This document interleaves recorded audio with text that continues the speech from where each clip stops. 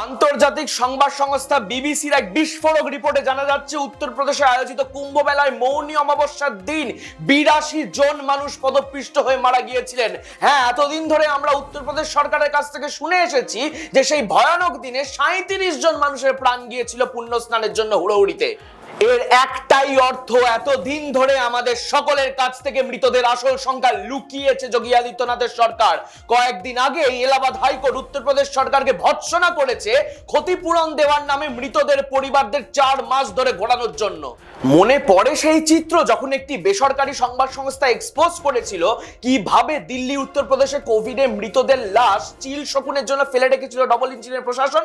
বিবিসির এই বিস্ফোরক রিপোর্ট থেকে সব থেকে বড় প্রশ্ন উঠছে, তাহলে কি সরকারের বলা ৩৭ জন বা সংবাদ সংস্থার তদন্তে বেরোনো ৮২ জন শুধু নন, মহাকুম্ভের সরকারি অব্যবস্থার জেনে মৃতদের সংখ্যা আরো অনেক বেশি?